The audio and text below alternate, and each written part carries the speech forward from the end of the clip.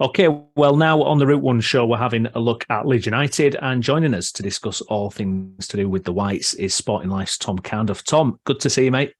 Hi, guys. It's been a crazy time. We've not spoken for a few weeks, and as always, there's so much going on with Leeds. We'll start, though, with the game against Cardiff, FA Cup third-round replay. Fantastic result, and where else can you start but Willie Gnonto's scissor kick goal? Incredible. Yeah, I mean, I didn't truly realise, having been there and just being overawed by the fact that Leeds scored 30 seconds into a game, the nature of how he scored it until I watched it back. I thought, oh my God, that's brilliant. But yeah, huge result. I think you kind of looked at the team news before and there was clearly a desire to win the game. Obviously, the form has been mixed. Its results have been a bit difficult to come by. And probably knowing the fact that the tie that would come after this for Leeds would be Boreham Wood or Accrington, which the greatest respect as a Premier League team, you're more than happy to take that. A good chance for a cup run, and they absolutely made the most of the opportunity. 2 goals at the end, kind of took a little bit off it if you're being really fussy, but ultimately you're 5-0 up, and in a cup game, that's largely irrelevant. It happens to every team in lapses in concentration and stuff like that. But yeah, really kind of needed bit of performance and needed performance for the positivity that comes with it. And yeah, it's a decent chance now to actually, I mean, I don't think Leeds fans knew that there was a 4th round of the FA Cup. So if they can get to the 5th round, that could be a hell of a reaction. Yeah. I mean, it's interesting as well, because I'd love to know where you stand on the whole Marsch in or out as well. Obviously, pressure's been building. We're on another winless streak, obviously, in the Premier League now. Where do you stand on Marsch's future? Yeah, I've kind of always been a bit of a, I don't know, like someone who thinks that he deserves time, and that comes from potentially just looking at top line numbers and things like that, and try not to get drawn into what is effectively sometimes poor performances, which is naturally going to happen when you're down at the other end of the table. I think Leeds are probably the best of that rest at the bottom end of the table when you kind of look at the underlying numbers that come with them. Defensively, there's a huge problem there, but that's been a theme for Leeds over the past 3 seasons in the Premier League now, that it's something that's just never truly been sorted, and whether that comes to recruitment or systems or what, I'm not too sure. But what Leeds have in their favour is that they can score goals, not just the 5 against Cardiff, but throughout the season, Leeds are scoring a lot more goals than the other teams down there, and it's not a fluke. They're creating good chances that they're taking, and potentially could have got a couple more as well. It's just that other side of things that, I mean, the one stat, if you want one to kind of be a bit positive, is that when you look at a thing called expected goal difference, which expected goals measures chances created and stuff like that, the expected goal difference, obviously the closer that is together going into positivity, is a good thing. There's a clear gap in the Premier League between those in positive and Chelsea, who are just a bit negative, and then there's a little gap to everyone else. And Leeds are basically top of that everyone else. So they're about 11th in this stat.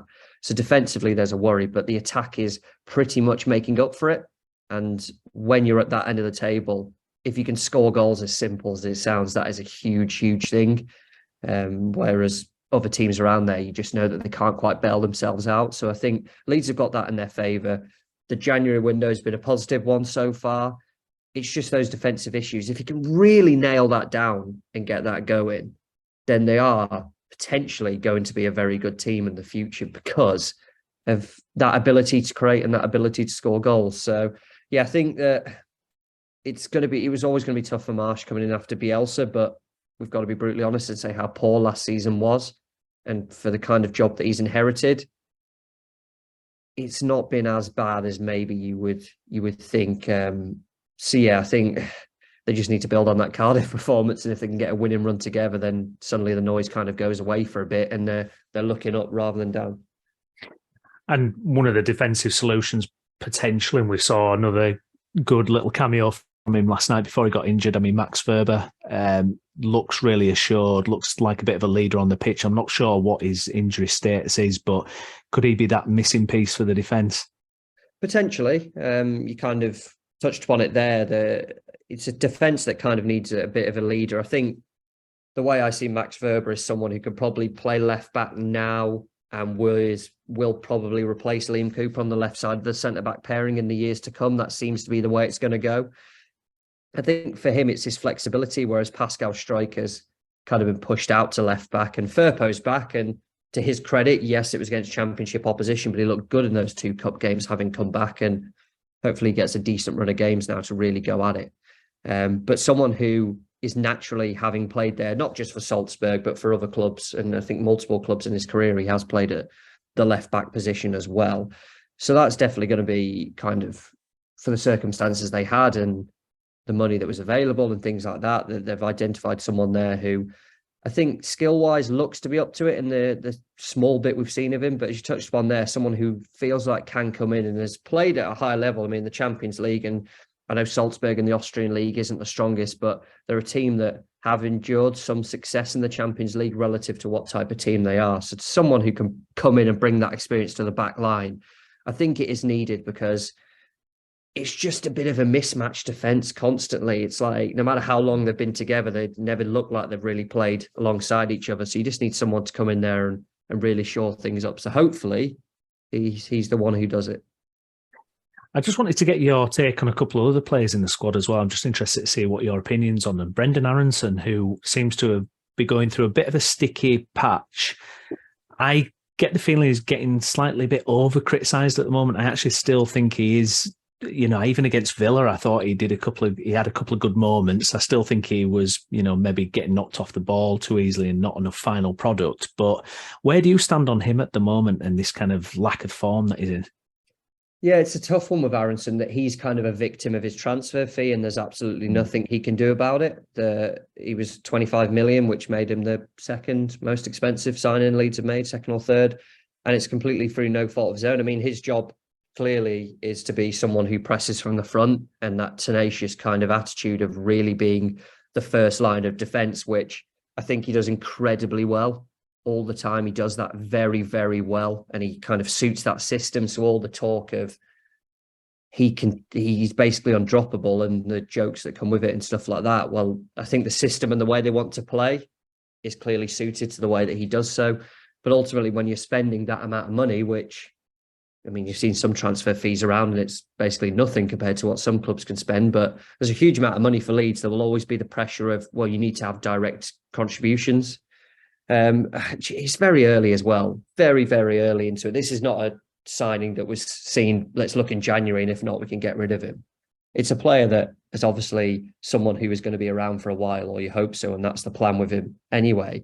Maybe just take some time to adjust. New league, new culture and stuff like that. I think we've got to take that into account. And then obviously, I mean, we've had the COVID season, of course, and stuff like that, but this was another season that's not normal. Suddenly you're kind of meeting your teammates and getting into things. Then 15 games into the season, you're off to a World Cup where he didn't play much. Obviously, he was utilised off the bench a little bit, which couldn't have helped. So I think he's someone who's doing okay. He's doing fundamentally, I think, the main job that they want of him.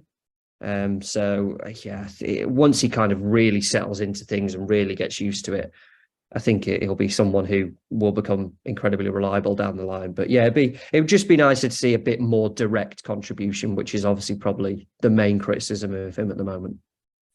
Another new signing, Jorginho Ruta, who we've added to the squad as well. Put you on the spot a little bit here. Who is your kind of front three or your front four at the moment with Leeds in terms of that squad? Because we've got so many options. I mean, we must have 6 or 7 options there. It's incredible. Yeah, this is weird. I can't remember the last time Leeds had this dilemma. It's usually just Bamford, Harrison, and another out on the right, wasn't it, for years? Yeah. Rodrigo came in, and it's so hard because Rodrigo, I don't really think fits the system, but he's scoring goals and he's making the most of it. And that's a huge credit to him and his adaptability. And you saw his celebrations last night for the assist for the first one, for the second goal. He's just going absolutely crazy. He's loving it at the moment. And it's really hard to drop someone with that. It'd be an incredibly harsh thing to do, regardless of fully understanding systems or not. I mean, for me, I suppose if you're going for a 4, I'd Gnonto, obviously, just as he's going at the moment. Yeah. Ruta, Rodrigo, and I don't know. I think Sinistera's obviously there as well, isn't he? You completely forget about that. He's had such a torrid time with injuries and stuff like that. It's incredibly unfortunate for him.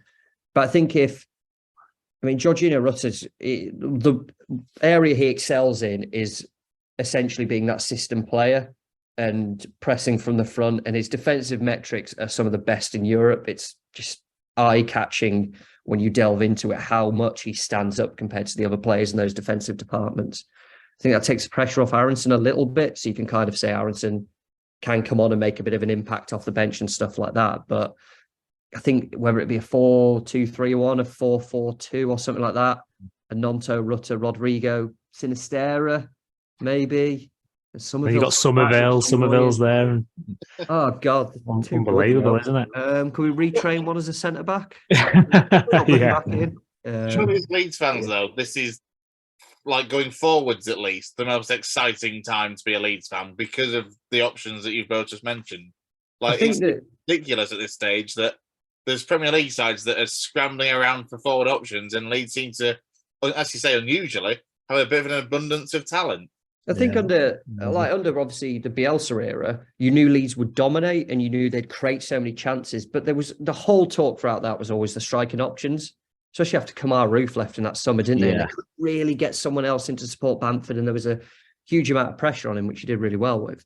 Whereas this time, I feel like every game Leeds are going to score at least two, regardless, because there's just so many options up there. And it's an exciting front line as well. It's not like they've just wedged together some proven goal scorers from the Premier League and names that everyone knows, and they've chucked Chris Wood and Danny Ings together and gone, go on, make something happen.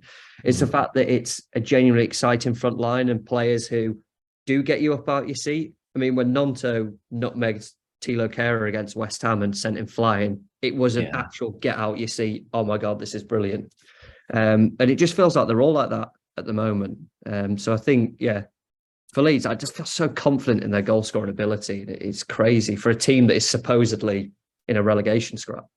What do you make of the fact that we've got all this exciting talent, but one talent that's kind of seeming to kind of drift away and a possible loan exit, Joe Gelhardt? I mean, it's strange, really, because he looked like the one, didn't he, really, when he, obviously he was incredible in the youth team and he made such an impact last season in those cameo roles. I really expected him to kick on this season, but it's not really happened. I mean, he's tied to a long contract, so it's fine. But, it's weird how these things change, because I've even heard Charlie Creswell mentioned in terms of them getting rid of him permanently, which is out of the blue, really.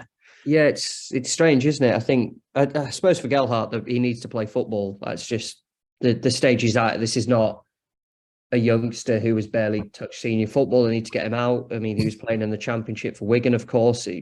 Albeit limited because of his time of development, and then coming into Leeds in the Premier League. And I think he broke into the squad late on in the first year he was there. So he was pretty much in the first team frame early on. And even then, that was obviously with the pressure of Leeds needed a striker and other more options and stuff like that. They still didn't force him into doing it. I mean, I mentioned it before. I think in a weird way, the thing that harmed him so much was the goals that he scored last season and the nature of them and the impact of them and stuff like that. And there was then suddenly this huge pressure on Gelhardt. Will score goals, he should start, he should do this. I think it's just almost in a good way, just send to, a Championship club a level, which obviously Wigan it's going to be, where a club that he knows very well.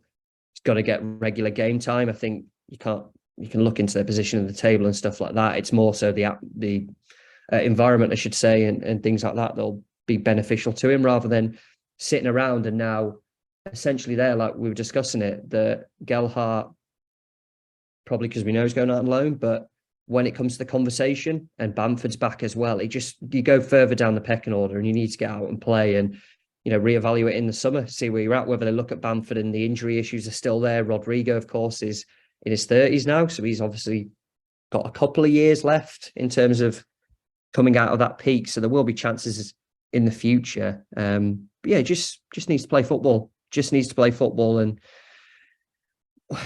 you want to keep hold of him because obviously you don't know who the manager is going to be in the future. But again, it's just a bit like Rodrigo. The questions of how he fully fits into the system remain, despite the fact he's a goal scorer. yeah, a championship loan spell is just massive for him at this stage, because it doesn't help anyone that he's going to be sat on the bench, probably an unused sub as well, because there will be names that are called up in front of him. And yeah, it's just probably for the best for everyone that he does go out on temporary terms. So moving on to the Brentford game, huge game, Sunday afternoon. If Leeds don't get a win against Brentford, how much more pressure is Marsch going to be under? Could we even see him get the boot?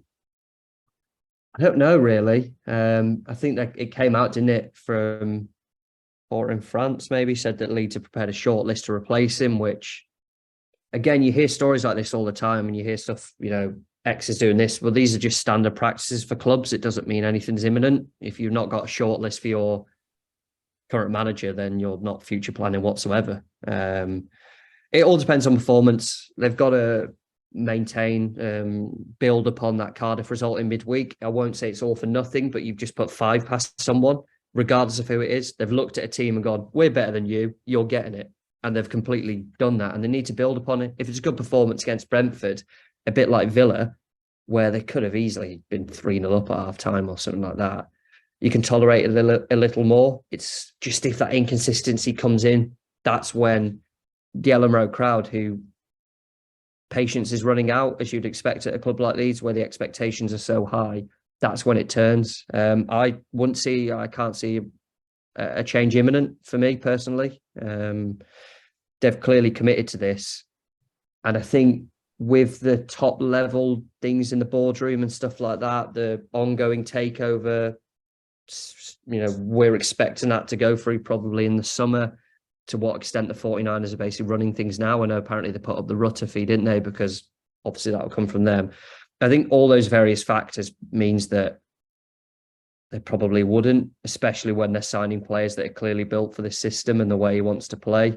Rutter's a £35 million in total signing, and that's because of the work rate that he puts in and the way that you can slot into this current team. So, yeah, they just need to ensure it's a good performance. And even though Brentford have been going well, they should view it as a winnable game. The chances are there, the confidence is high. It's a young team who don't really have too much to fear. So, yeah, in terms of Marsch's future, I wouldn't expect much from it, but you just want that performance, and the result will surely at some point will even it out if you keep putting the performances in. As you touched on there, Tom, just the fact that there are players signed for this system, obviously there's still, just under a couple of weeks of the window left. Are you expecting any more arrivals at Elland Road, any more irons in the fire? I mean, the midfielder's the talk, isn't it? But I'm not sure. I think this, by all accounts, has been an opportunity-based one that has come up, which happens in football. Obviously, the plan going into January is left back, tick, striker, tick. They've got what they want. Potentially the Unahi availability, if I can say it, has come about. Whether that plays out or not is an intriguing one. I think I was fascinating piece to plug something on Spot on Life coming out on Fridays, true valuations of certain players through various modelling and stuff like that. Leeds have bid 25 million euros, is it they are going to pay for Unahi. He's coming out at 12.6 on true valuation. So it's an interesting one. But then obviously, that's just various factors. It could be wrong, it could be right. If it happens, then great. Obviously, Click's gone. There's a desire to need a replacement there. And this isn't a surprise. They knew it would have come soon enough. But I think it's going to be an opportunity-based one. I can't see anything else coming up. And again, it's just clarification on who pays for what, who's running things, who's signing things off and stuff like that at the moment, that I wouldn't expect it. But then you've got to be prepared that opportunity could become available. And as they've kind of shown in the past, to their credit, if the opportunity's there, they will go for it. Dan James, it worked out, it didn't work out, whatever. Gnonto, players like that were opportunity-based signings that they pounced on. Yeah, because in midfield, we do seem pretty light, don't we? I think there was only Greenwood on the bench against Villa, and, it's questionable to say he's an out-and-out midfielder when he was a striker as for a long time. You'd think surely they've got to do something there if it's not Unahi. Yeah, it's a dangerous one, isn't it? Because Greenwood's ultimately a youth striker who is still in the process of retraining position, which I agree with. I think his core fundamental skills are based to being a creative centre midfielder, playmaker type player. and then Max Verber, who's essentially should be your left back in a way. You're kind of putting two out of position players still as your backup centre midfielders, which is a dangerous game, particularly given how important it is to the system and playing narrow and stuff like that. So, yeah, it's obviously something that's going to be high up on the radar. I just don't think we're going to see a Rutter-esque type fee if it does happen. It's just ensuring that it is someone who genuinely is going to improve the squad, because it happens in January, it happens everywhere. That just the desire to sign players is crazy, and the talk from agents and stuff like that saying, "Hey, this is going to happen." It's like, it's not going to happen. You're just trying to definitely get something going or whatever. As long as you don't fall into that trap, it's better to not waste money than it is to bring someone in who genuinely isn't going to improve things. But yeah, we'll see on that one. Touching back onto this upcoming article about true value, and given that Unahi, by the sounds of it, from what you said there, seems at least half of his actual value compared to what all the rumours are.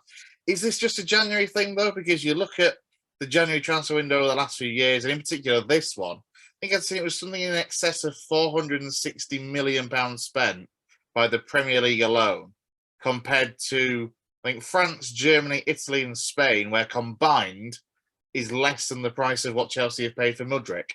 Yeah, it's crazy, isn't it? It's where we're at. Obviously, the Premier League's always been the big spending one, but there does feel a little bit more of an element of panic. But I think that's purely on the fact that certain teams haven't performed as the way we would. I mean, you mentioned there, Chelsea are 10th or wherever they are. Liverpool are underperforming.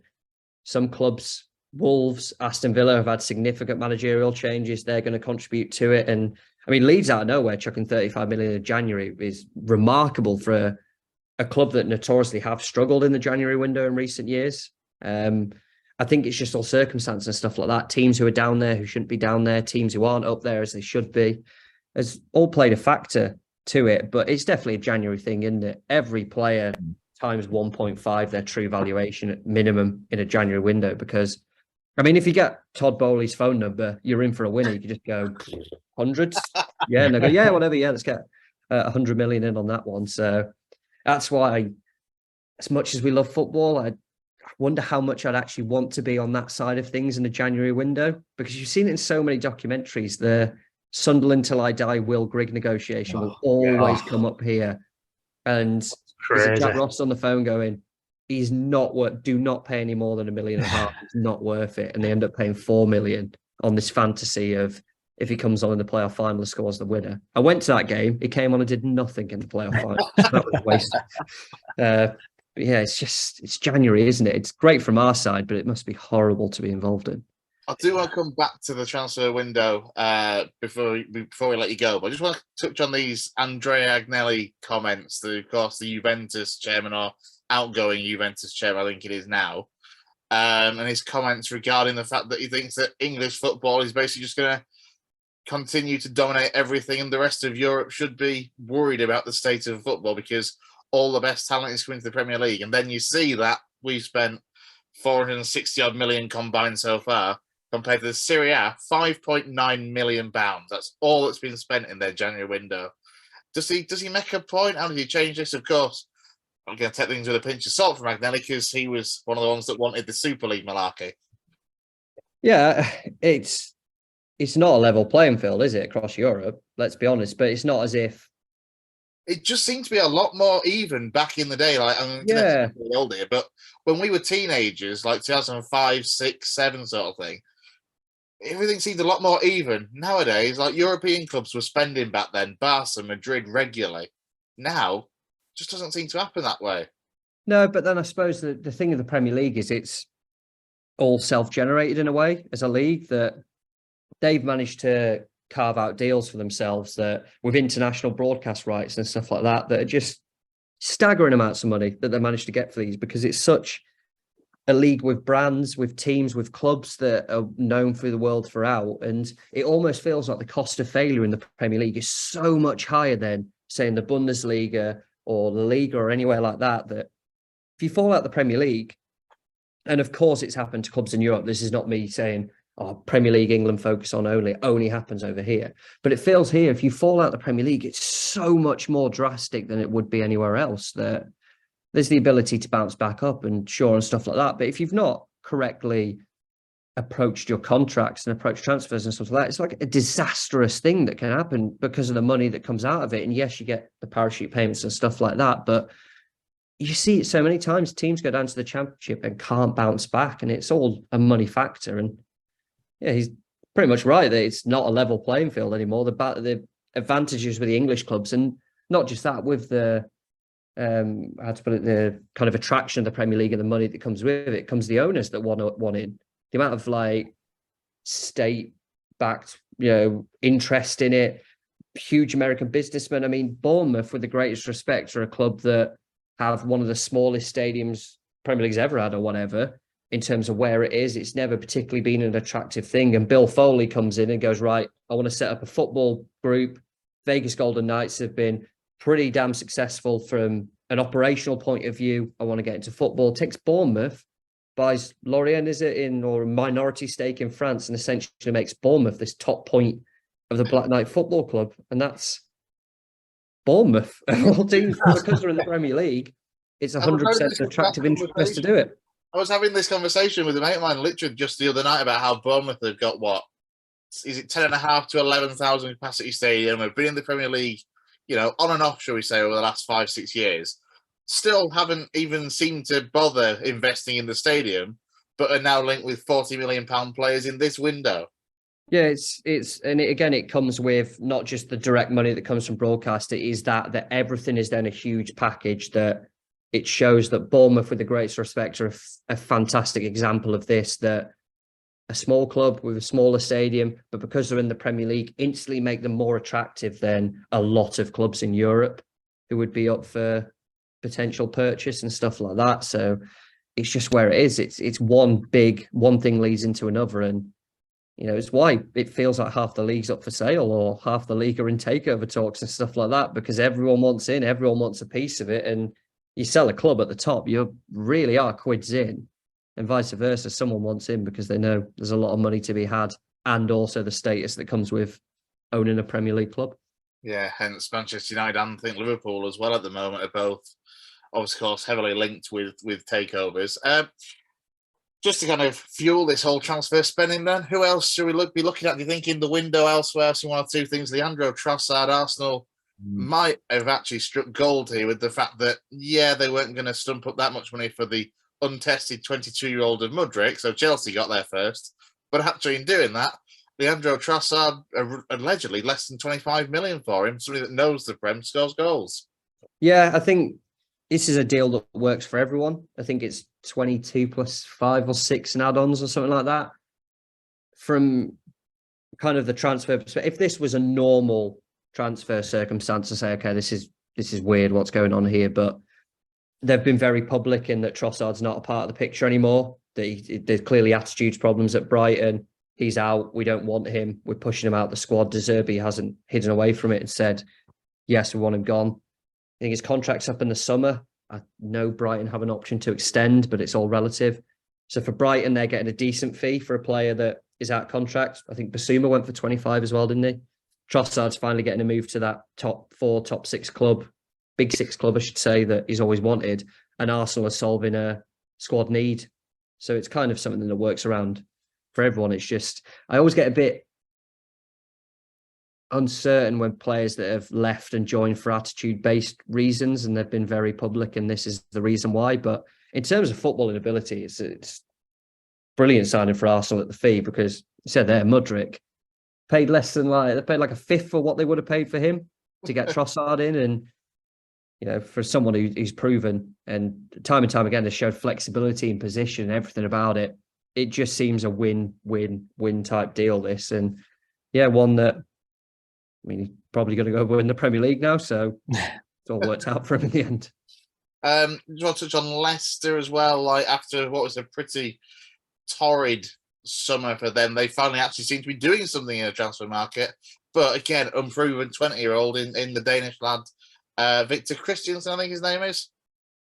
Yeah, Leicester's an interesting one. I don't know what the FFP financial fair play thing was, but the only signing they made in the summer was Vote Fast for 15 million, and that came after selling Fofana for 70 odd.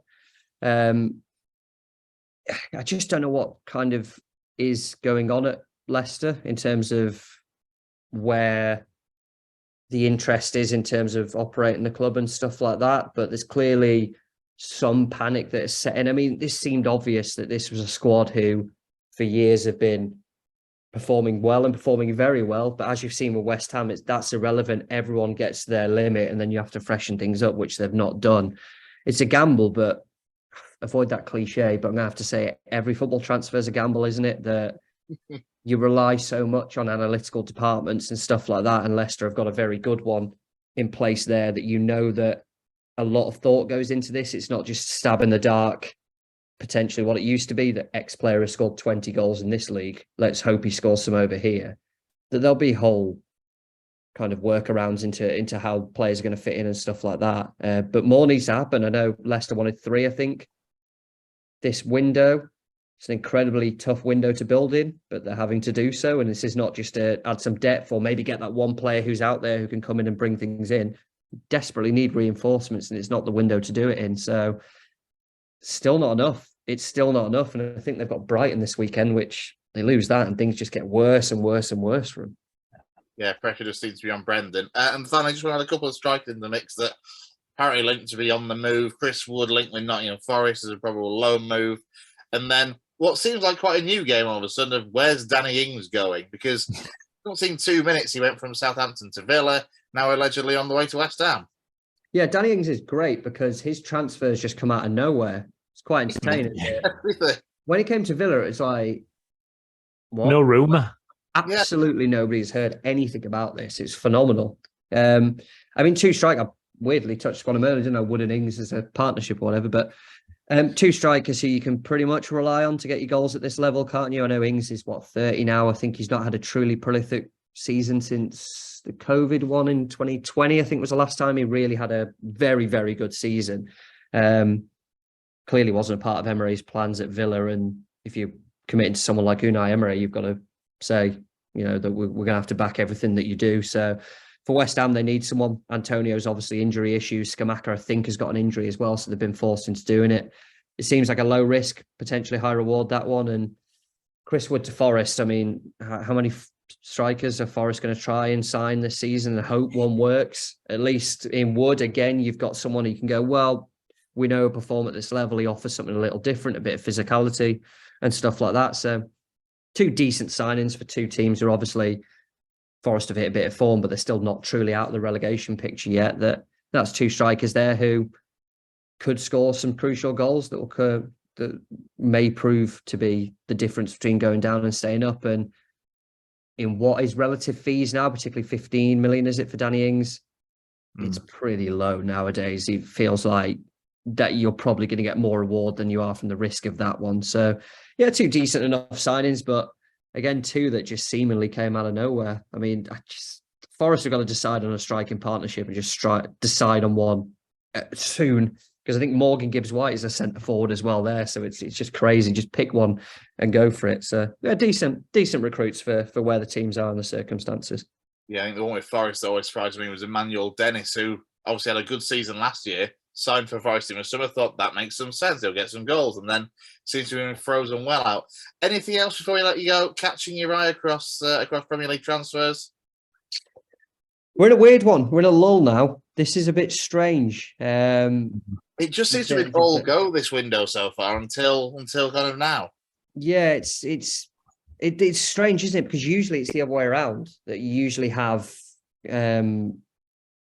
obviously it being quiet and all the rumours, and then you get this big, hey, everyone's going for it. Whereas the other way, everyone's kind of panicked a bit and gone, oh, no, we need to get some players in. I think Tottenham's going to be the interesting one, actually, in terms of the Premier League, that stuff needs to happen there. I know Pedro Porro has been linked quite heavily. That's a club where stuff needs to happen, and I think the stuff will happen. Conte's not going to tolerate this nothing happening situation, is he? He's either going to be him. I mean, I think it was a couple of weeks ago there was quotes that I think he backtracked slightly and said were misunderstood, but it certainly gave the impression that he's starting to lose his rag a bit, and it's going to be him or the club sort of thing. Yeah, I think, and he's, direct. Why doesn't the Spawn director talk to the media and stuff like this? That's a club that desperately needs stuff to happen.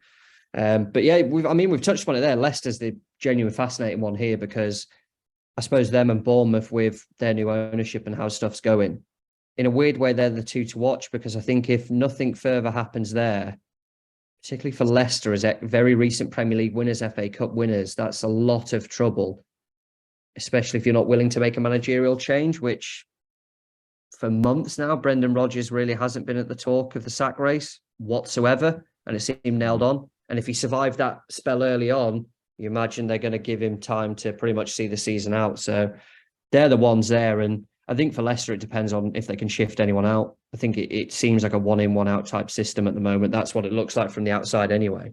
I think we're going to have a lull. I think there'll be a few days of a lull. And then I'm going to say by January the 25th, let's go for a random date, explodes and everything's going to happen in the final week as everyone panics again. We'll probably speak before deadline day, but I think I'm going to try and piece together one really weird deal that'll happen on deadline day that we see, or one weird link that we see every Premier League club gets involved in. Final thought on Leicester, actually. I've just thought, Youri Tielemans, he was something I'm sure coming into this window was linked with all and sundry. Obviously, nothing's happened so far. Newcastle, I think, one of the most likely clubs that I'd seen. Actually, I think that make quite a bit of sense. But we will see that could be one of those deadline day ones, Youri Tielemans, because he's a quality player. Yeah, again, he's a high value player. I think the big thing for Leicester is that the little signings, the likes of Yannick Vestergaard, who haven't worked and stuff like that, it's just really added up. And Tielemans could be seen as potentially the key to unlock and free up the funds to do it. But again, you do wonder if he's going to fall into that Wilfred Zaha-esque category of always being on the radar of clubs, but always on the periphery of the clubs who never really commit to doing it. But yeah, it's going to be an interesting kind of few weeks to watch at Leicester. Absolutely. Just for doing that, Tom, for talking all things transfers. No worries. Yeah, thank you for coming. So just to round it up, finally, we're going to beat Brentford out way, and it's going to be glorious. Yeah, why not? Yeah. 3-1. Let's go with that. Oh, yeah, I'd love that. I'd love a 3-1. Just something like that would be brilliant. Tom, thank you so much for joining us. If you've enjoyed the video, please give it a like and don't forget to subscribe to the channel.